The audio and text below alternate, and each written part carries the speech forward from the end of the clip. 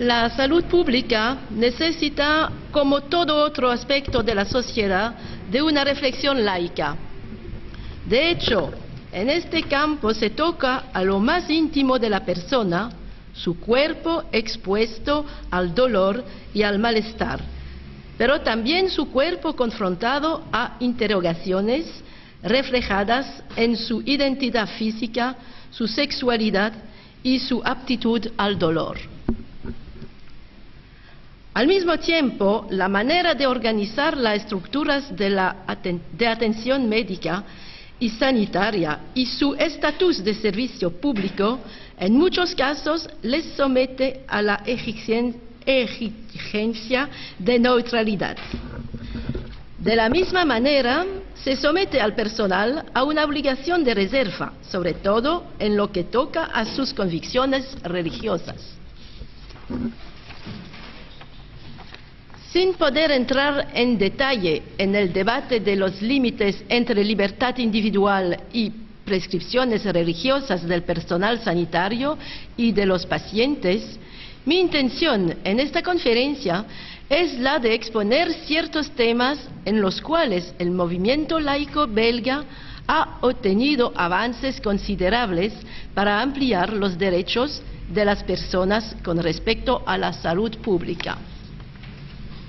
Sea cual sea el plano social, económico o político, el acceso de las mujeres a la verdadera emancipación pasa a través del control de su cuerpo. ¿Cómo imaginar la autonomía sin poder planificar su vida? La máxima, tendremos los hijos que queremos, si queremos y cuando los queremos, no es posible sin disponer del dominio de la reproducción humana y el acceso a medios contraceptivos fiables. En Europa occidental se observan más similitudes que diferencias en el acceso a los medios contraceptivos. Sin embargo, el cuadro legal difiere en función del pasado de país. En aquellos países en donde se debieron abolir leyes muy restrictivas en el pasado, como Francia, Bélgica e Irlanda, las leyes que abrieron el acceso a la contracepción fueron objeto de largos combates y de cambios profundos. En el caso de países más tolerantes, como Holanda o Inglaterra, la legislación respecto a la planificación familiar se dirigía a confirmar este derecho y el del acceso a la información correspondiente. En los casos de los países menos abiertos a la contracepción, las luchas por el acceso a la misma y a la información sobre los medios contraceptivos debían enfrentar prejuicios religiosos y culturales. Los médicos que contribuyeron al desarrollo de este derecho tan esencial sufrieron amenazas y persecuciones. Es el caso del Dr. Willy Peers en Bélgica.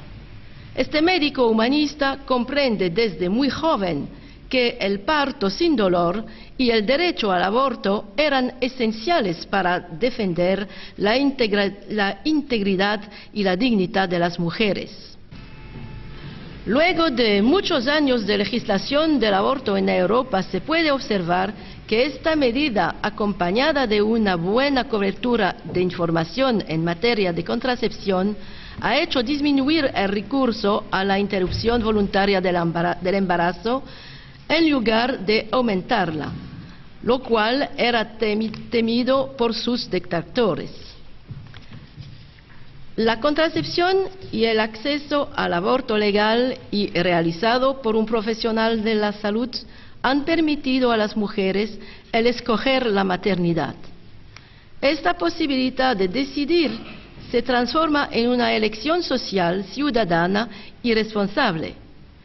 Ser mujer y ciudadana se vuelve primordial y pasa antes del hecho de ser madre y esposa.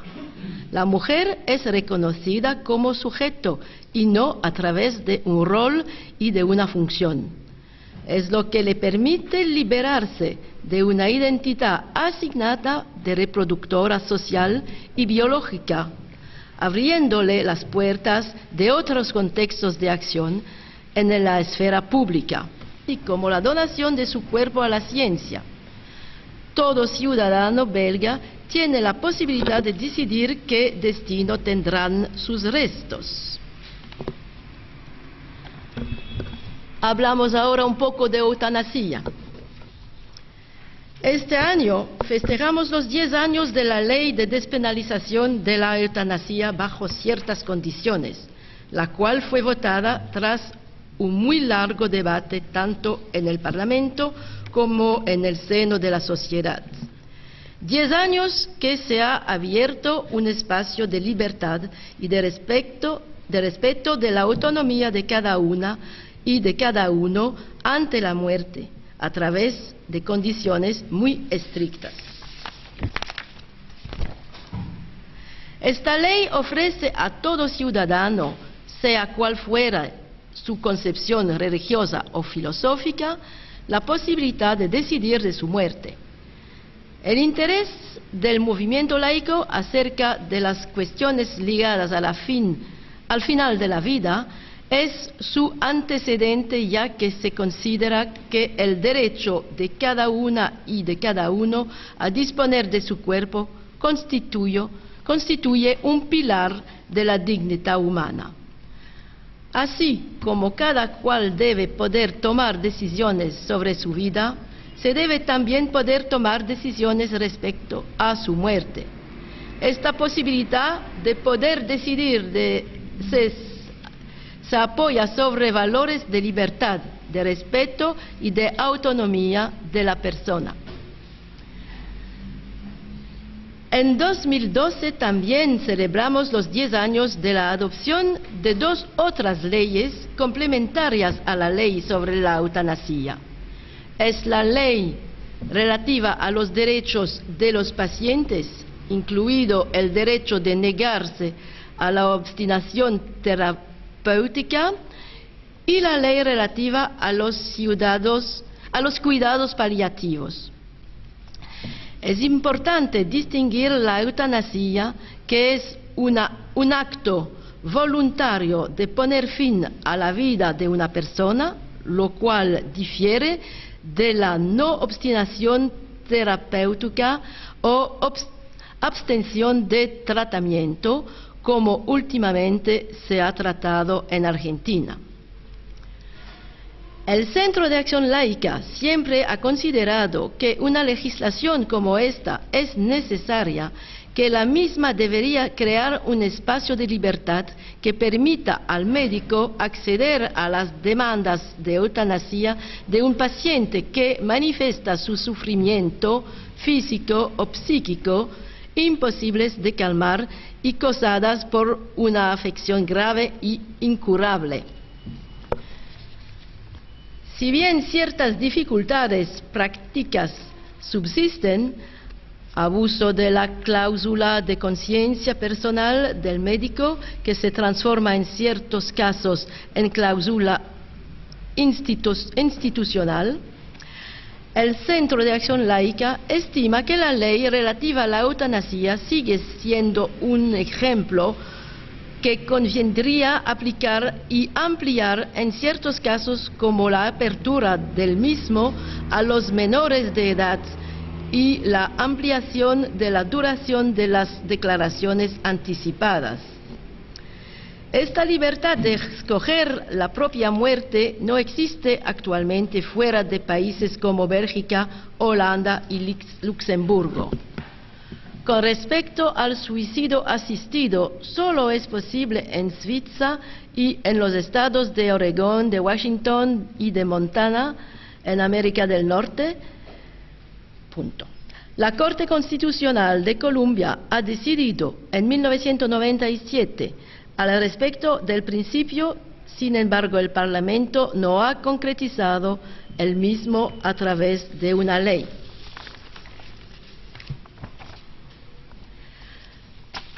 A manera de conclusión, por causa de siglos de educación cristiana, muchas personas continúan creyendo que sus cuerpos pertenecen a Dios y que no pueden disponer de ellos con total libertad.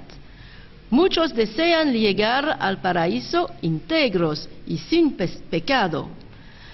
El pensamiento libre gana terreno gracias a movimientos como el nuestro y permite convencer a las personas que otra relación con sus cuerpos es no solo posible, sino deseable, y esto en nombre de la libertad y de un mayor bienestar.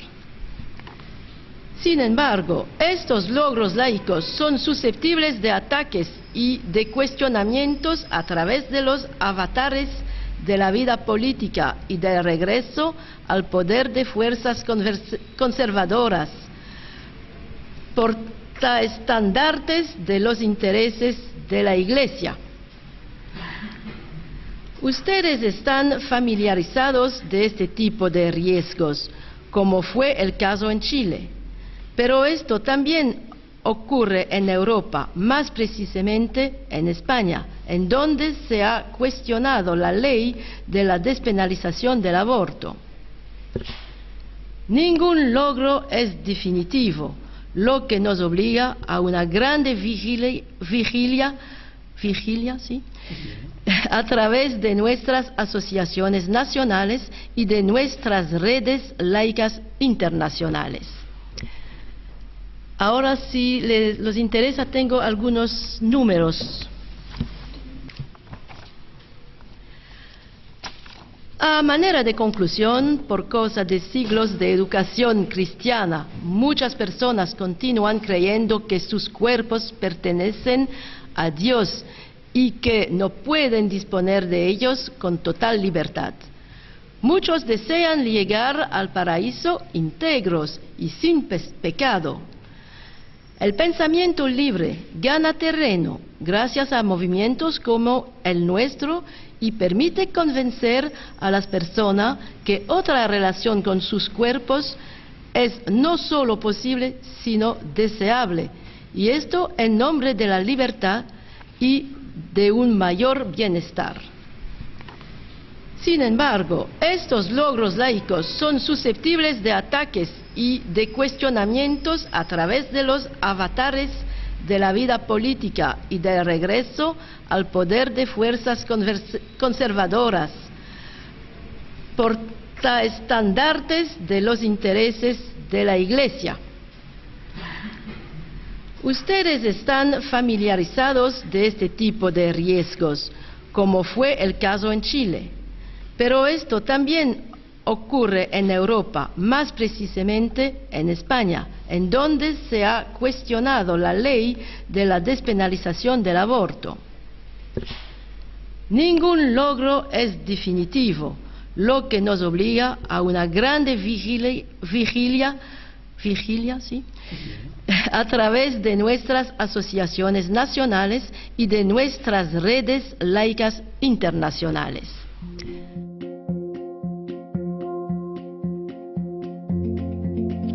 Esto que vamos a leer hoy día forma parte de un libro, es una de las hipótesis, que es sobre el origen en Chile de la discriminación y la desigualdad. Pero a la vez también es llegar a un tema que es importante para nosotros, que es el problema de la Iglesia Católica y la independencia de Chile, que se ha querido apoderar de un acontecimiento de los cuales no fueron parte, ya que el 99% de los curas en Chile se opuso a la independencia de América, ¿no es cierto? 2 encíclicas papales se opusieron. Entonces hoy día no pueden hacer Te Deum por la independencia, cuando conspiraron contra la independencia porque eran aliados del Imperio Español, que era el baluarte, ¿no es cierto?, del catolicismo en Europa. Por lo tanto, la Iglesia romana y Roma actuaron así. Dice así: libertad... Perdóname, está el trabajo del querido hermano, está en la página 6. Correcto. 6. Igualdad, discriminación y diversidad en Chile. No hace mucho, el día 24 de mayo de este año, Chile conmemoró el sesquicentenario de una de las instituciones más importantes y trascendentales de la historia de la República, la Gran Logia de Chile. No exageramos al afirmar la característica de este acontecimiento. Pocas instituciones en Chile pueden celebrar no tan solo 150 años, sino que pocas son las que pueden enumerar tantos logros trascendentales a través de su historia como la masonería chilena.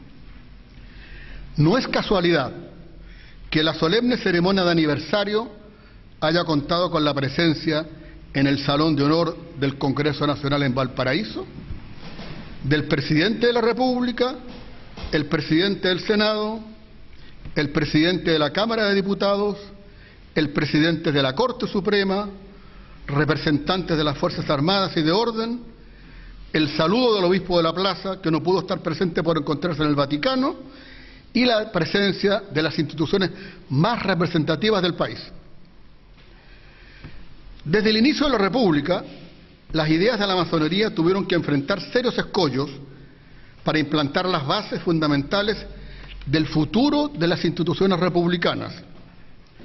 La oposición de quienes se opusieron a la independencia, representados por la oligarquía de la tierra, falsamente llamada aristocracia, la jerarquía de la Iglesia romana y el papado, encabezados por el obispo de Santiago, José Rodríguez Zorrilla, que se empeñaban en seguir poniendo obstáculos a los nuevos tiempos enunciados por la Logia Lautarina, que ponía fin a los regímenes de derecho divino en América, el fin del totalitarismo, de la imposición de una sola religión, un solo gobernante de por vida, sin intervención del pueblo, el oscurantismo ideológico, la más extrema discriminación por origen social y de género, y la bíblica discriminación por origen étnico representada por la esclavitud. Una de las primeras disposiciones de los patriotas fue la de abolir la esclavitud, con lo que demostraban que los nuevos tiempos de América significaban efectivamente no a la discriminación, libertad, igualdad y fraternidad, pero que al mismo tiempo no sería fácil su implementación, ya que los casi 300 años de dominio colonial español en Chile habían dejado una impronta de inequidad, intolerancia y dogmatismo ideológico difíciles de superar. Sin embargo, O'Higgins, Carrera y los suyos habían abierto la brecha por donde pasaría el hombre nuevo de la Nueva América.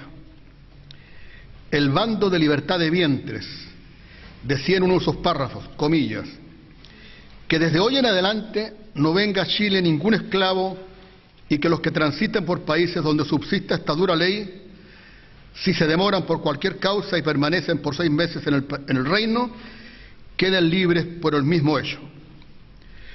Para evitar los fraudes de la codicia y que no prive de este beneficio a las madres que sean vendidas fuera del país, se declaran igualmente sus vientres y que deben serlo por consiguiente sus productos en cualquier parte y que así se anote por causa forzosa en las escrituras que se otorgan y en los pases de las aduanas, a cuyo fin se hará extender a los escribanos y administradores.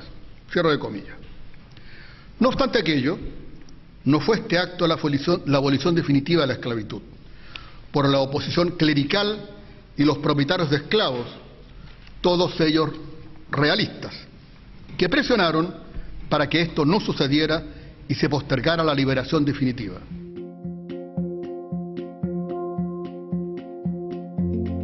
Voy a hablar de un tema que en Salta es muy cuestionado, es de difícil manera de encarar, sobre todo cuando se habla de reconocimiento de derechos, porque Salta se caracteriza por ser una provincia extremadamente religiosa, hasta el punto que se utilizan muchas veces los argumentos de religión y se trata de involucrarlos o generar una simbiosis con cultura, tradiciones, y debajo de todo eso viene la ley, ¿no? O viene el reconocimiento de derechos.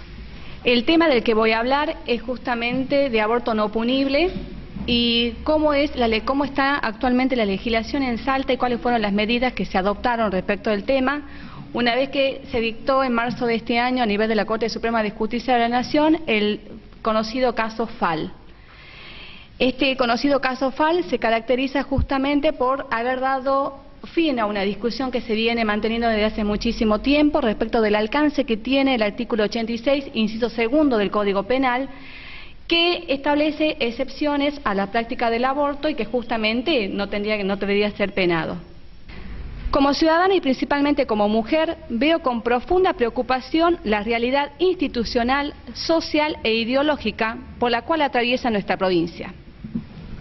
El estado de indefensión de las mujeres salteñas ha sido generado por un poder ejecutivo que temerariamente desconoce el derecho federal, negando en principio la aplicabilidad y operatividad del trascendente fallo de la Corte Suprema de Justicia de la Nación respecto de aborto no punible, caso Fall. Y en última instancia, a fuerza de la presión pública por declaraciones efectuadas, pasó a promulgar un decreto conocido como el decreto 1170/12, con el cual no hace más que revictimizar a las mujeres víctimas de violación, judicializando el horror vivido por la víctima, exponiendo como siempre el derecho a la salud, la libertad, la dignidad y por sobre todo el derecho al acceso de la solicitante a la interrupción del embarazo en condiciones seguras. El fallo histórico de la Corte Suprema de Justicia de la Nación es el reflejo de las ansias de una sociedad que clama desde todos los ámbitos para que el Estado tome a su cargo la responsabilidad de hacer cumplir las leyes, de implementar políticas para tornar operativos y proteger los derechos humanos de las mujeres y garantizar un monitoreo efectivo a fin de que lleguen a su implementación concreta.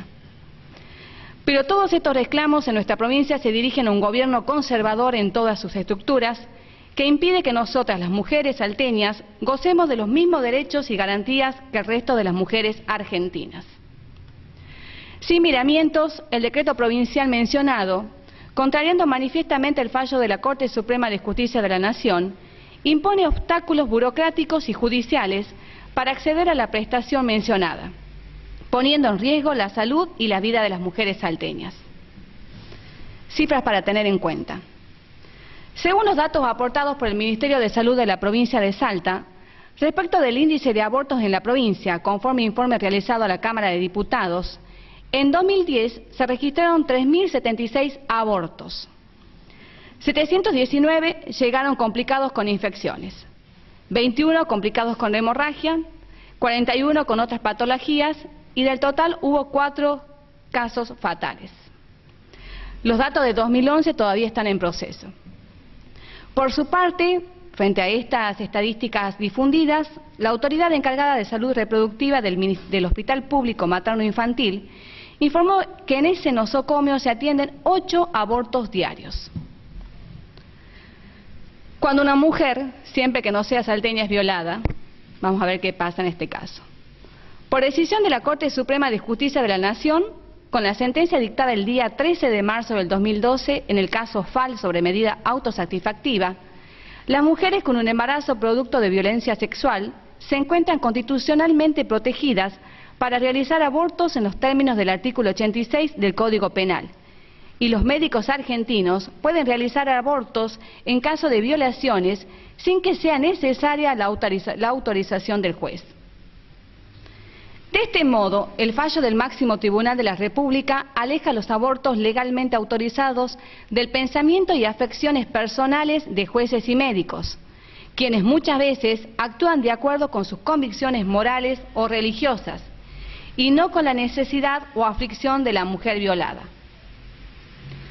Con el objetivo de evitar futuras frustraciones de derechos en casos análogos, la Corte aclara que en todo caso de violación, según el principio de reserva consagrado en el artículo 19 de nuestra Constitución Nacional, no son necesarias la denuncia penal, la intervención de más de un profesional de la salud, ni la autorización judicial de un magistrado. También enfatiza que obstaculizar la práctica de los abortos no punibles es un acto ilegal porque implica una barrera al acceso a servicios de salud y por lo tanto acarrea la responsabilidad tanto para los médicos como para los magistrados que se excedan en sus funciones y debe ser sancionado por el Estado argentino. La Corte Suprema sentó 3 reglas claras.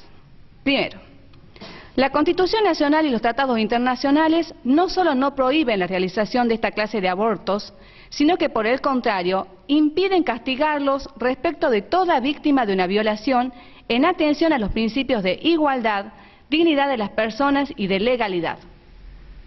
De este modo se pone fin a la incertidumbre relacionada con el alcance del artículo 86, inciso segundo, del Código Penal.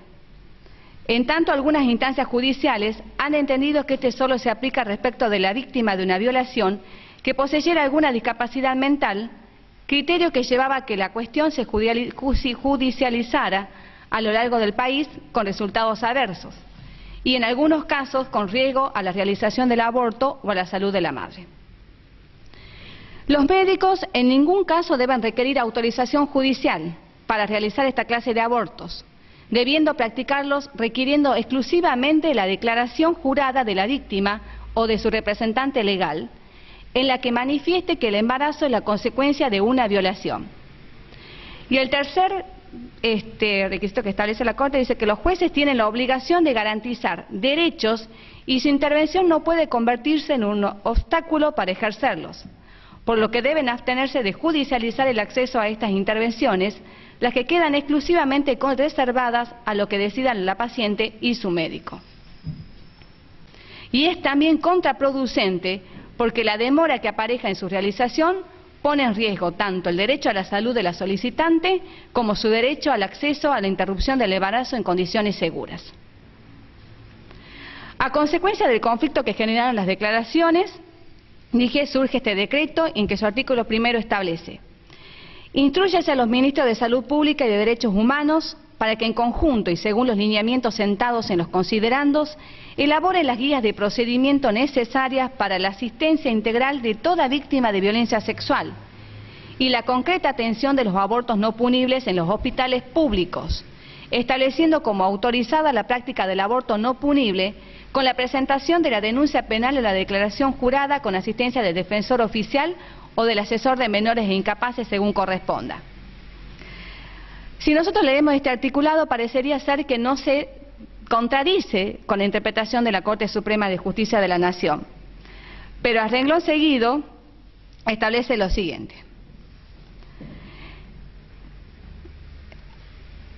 se desconoce absolutamente los lineamientos establecidos por la Corte Suprema respecto de la forma en que las provincias deben brindar y garantizar el derecho que le asiste a toda mujer víctima de violación. Sin lugar a dudas, la necesidad de la denuncia policial previa vuelve a revictimizar a las mujeres, sometiéndolas a la reiteración innecesaria de las vivencias traumáticas que un proceso judicial implica.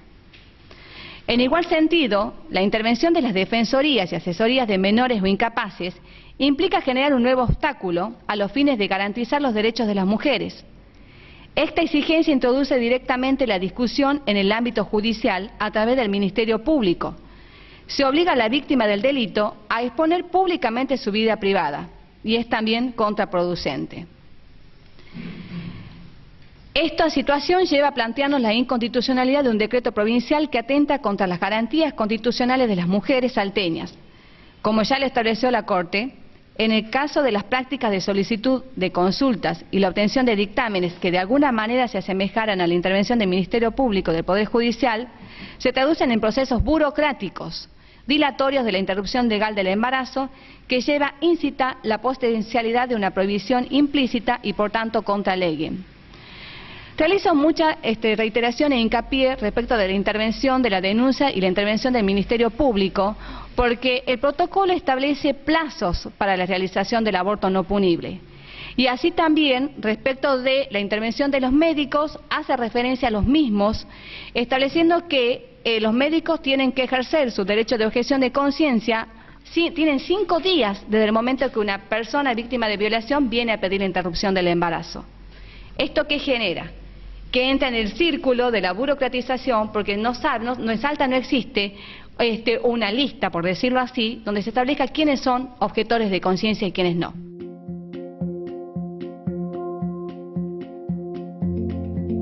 Mucho gusto en estar compartiendo nuevamente con todos los aquí presentes. El tema es laicismo y libre pensamiento, su vinculación y vías comunes de acción. Página 37. Suena muy escolar eso, pero... me sale la vertiente de página 37. Asumo Muy didáctico. Asumo las limitaciones. Bien, el tema así viene en el programa, y es tan importante que los libres pensadores integrados en las diversas organizaciones sociales, pero también en nuestros grupos auténticamente llamados liberales por el libre pensamiento, todos los que estamos integrados a la institución masónica. Hay pues una profesión de fe puramente civil, cuyos artículos corresponde fijar al soberano, no precisamente como dogmas de religión, sino como normas de sociabilidad, sin las cuales es impensable ser buen ciudadano y súbdito fiel. Juan Jacobo Rousseau en el Contrato Social. Y es que este tema del laicismo es tan importante para nuestros países, para nuestra representatividad como libres pensadores. Sin embargo, es una realidad que todos nuestros países traen una pesada carga, le llamamos, después de la colonia. Heredamos una religión, nos la impusieron a otros, de tal manera que forma parte de nuestra vida cotidiana una religión en la particular, la que es mayoritaria en casi todos nuestros países, que es la católica, de tal manera que un escritor español, Pepe Rodríguez, lo refiere que está hasta en nuestros huesos, más o menos dice: nuestras vidas, tanto en el caso del más pío de los ciudadanos como el del más ateo de los vecinos, está dominada por el catolicismo. El nombre que llevamos es, en la mayoría de las personas, el de un santo católico, el de una advocación de la Virgen o el del mismo Jesús. Nuestra vida está repleta de actos sociales que no son más que formas sacramentales católicas, bautismos, primeras comuniones, bodas, funerales, etcétera, a los que asistimos con normalidad, aunque no seamos creyentes.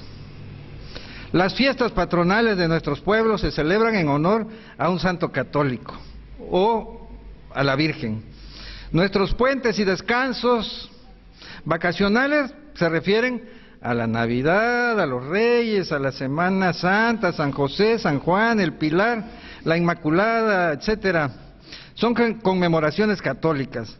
Decenas de hospitales, instituciones o calles llevan nombres católicos.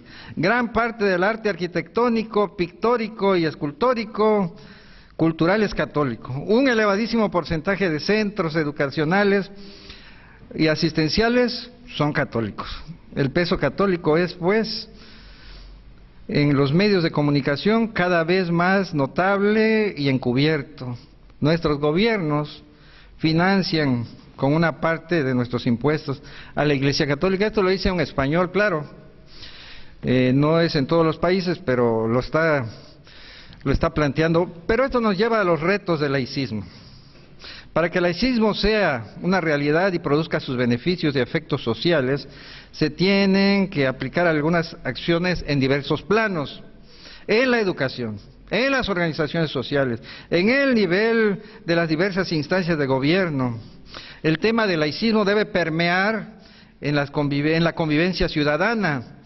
De acuerdo al marco normativo constitucional y legislativo de cada Estado, se debe actuar promoviendo el laicismo para que sea contemplado como una razón de Estado. Entrar al análisis del laicismo en su relación con el libre pensamiento parecería ser un pleonasmo, en razón de que el laicismo es producto del libre pensamiento, porque establece una separación clara entre las acciones del gobierno civil y de los grupos religiosos. Establece la libertad de creencias y de cultos.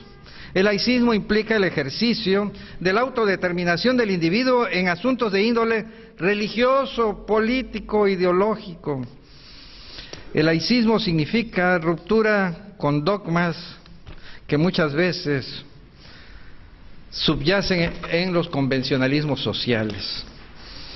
Pero además permite la tolerancia en temas como equidad de género y preferencias sexuales, y es una manifestación plena de la libertad del ser humano al permitir la libertad de pensamiento que garantiza la seguridad y la paz social.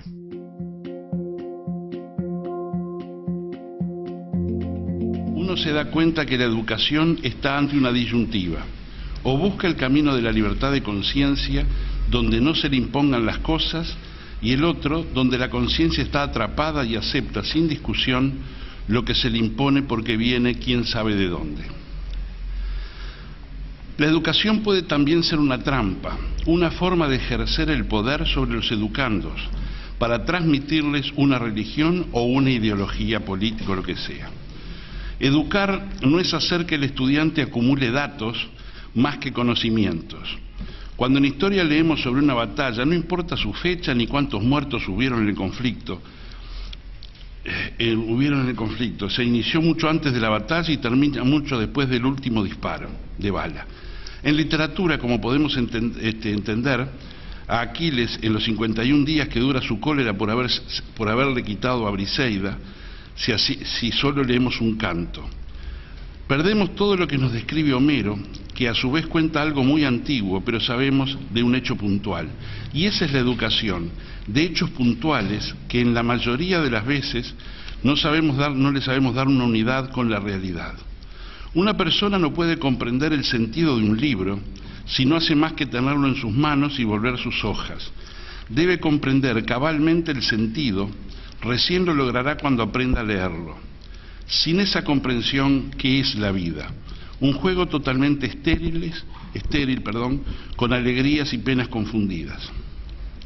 Solamente cuando se conoce el expresivo lenguaje del libro, el espíritu abre los ojos, despierta y comienza a respirar y puede leer junto a él. El dogmatismo es una jaula dorada donde el espíritu tiene todo: agua limpia, su comedero rebosante de alimentos, un espacio amplio que no le permite volar, sino simplemente moverse.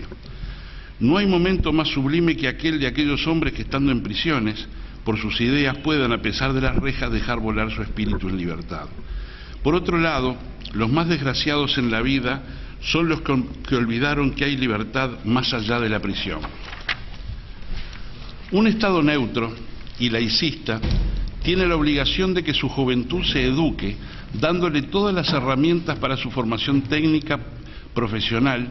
Luego debe dar un paso al costado. Las decisiones que vaya a tomar cada uno es algo muy personal, y en ese respeto al ser humano, cada uno actuará según su conciencia, con sus herramientas, con sus aciertos y errores, por supuesto con sus consecuencias. Este es el principio básico de la democracia. Para que una sociedad de estas características funcione, el Estado debe ser laico. Esto es, tener una absoluta independencia frente a instituciones religiosas o grupos políticos, sea cuales sean. El Estado está obligado a garantizar el interés común sobre el interés particular y a su vez permitir la libertad absoluta de creencias y prácticas religiosas o políticas a todos sus ciudadanos, sin que se anteponga privilegios ni discriminaciones, siempre y cuando estén permitidas por la ley bajo todas sus normas.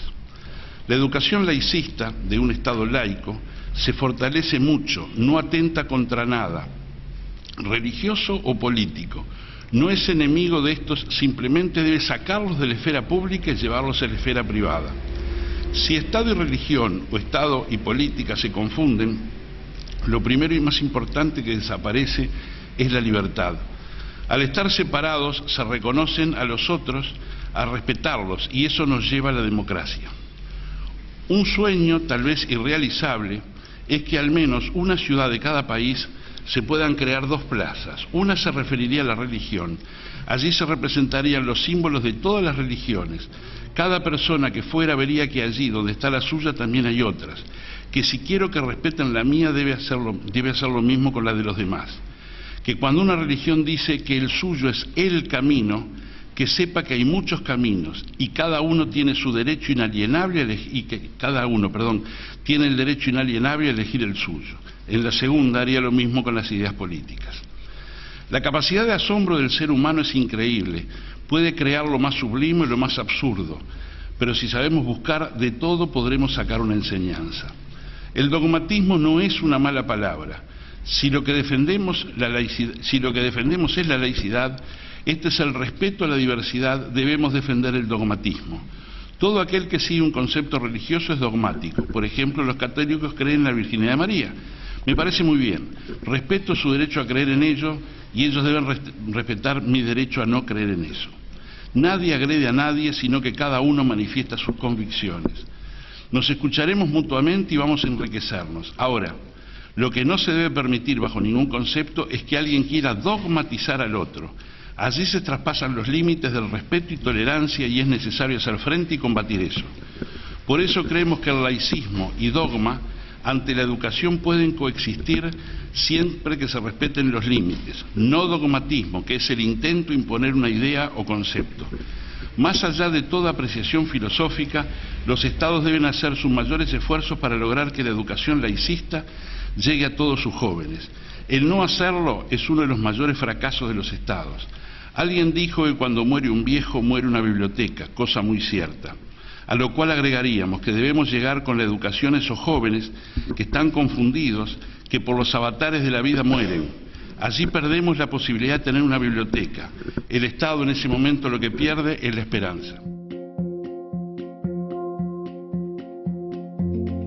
Para nosotros acá en la Gran Logia de la Argentina poder tenerlos a todos ustedes, veo que la concurrencia es muy distinguida, tengo grandes amigos y amigas que veo acá, así que espero lo estén pasando bien y que los resultados sean cada vez mejores en cada una de las reuniones que se van haciendo.